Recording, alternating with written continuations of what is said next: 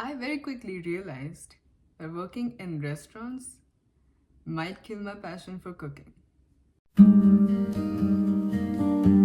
Hi, I'm Viveka Ankeny. I'm a culinary entrepreneur. I run a personal chef service business in Reno, Nevada. If you clicked on this video, either you're a culinary entrepreneur too, or you're a chef looking to make some changes in your life. Either way, you've come to the right place. In this channel, we are going to be talking about being a chef, being an entrepreneur, challenges of a new business, and everything in between. So stay tuned for the upcoming videos. First, a little background about me. I'm 22. I recently moved to America from Nagpur, India. I came here as a J1 trainee.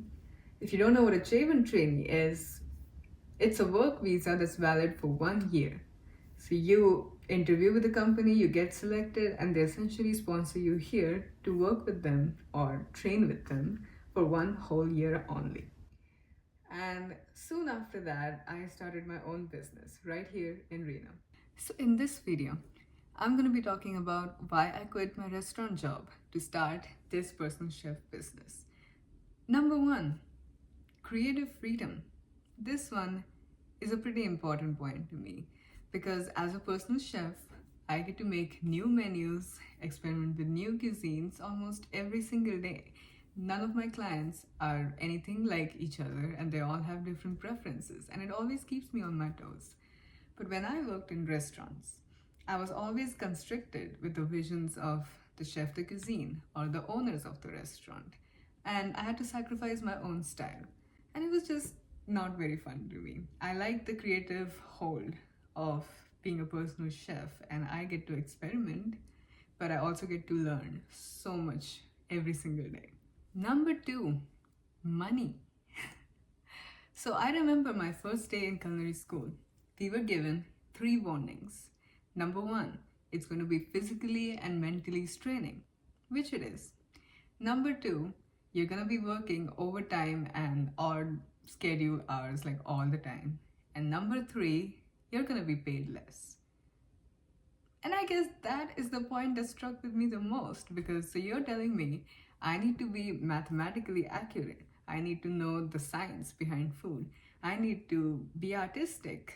And I'm just going to be paid less after working for 12 plus hours. That's how it was where I'm from.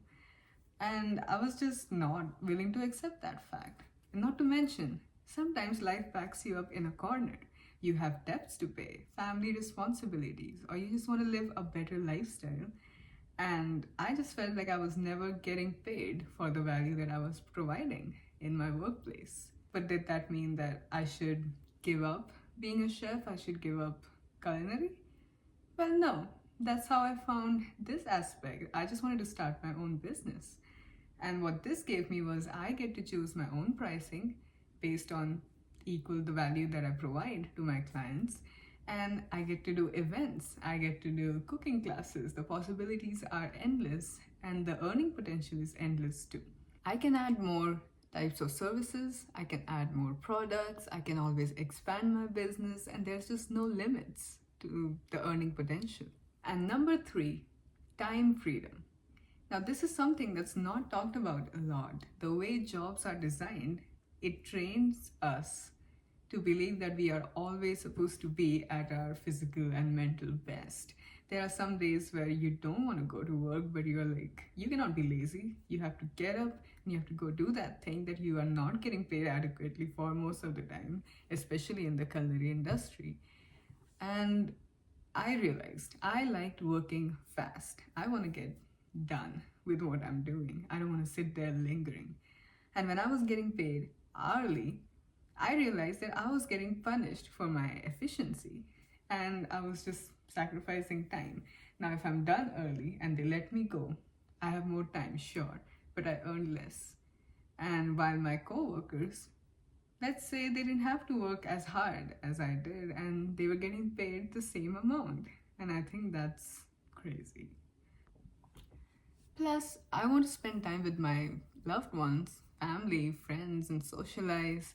And I was never allowed to do that at my job basically because my timing used to be from 2 p.m. to 12 a.m. You basically don't have a life outside of work in that schedule. And it's not just me, there's many people who are in this lifestyle and forget about work-life balance. There is no life. It is you're working, you're going to sleep, you're eating, you get up, you work again. That's it.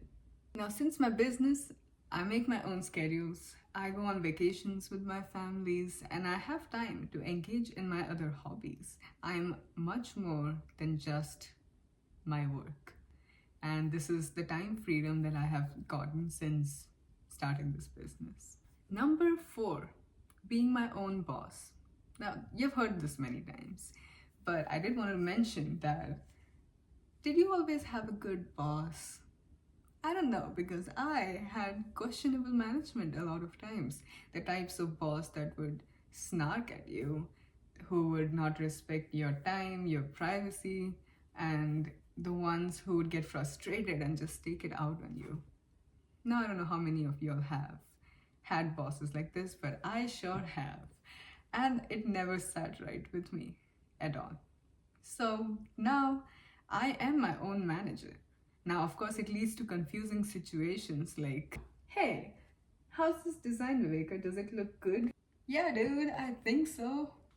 Each business sure has its own challenges, but I would not trade this for anything else.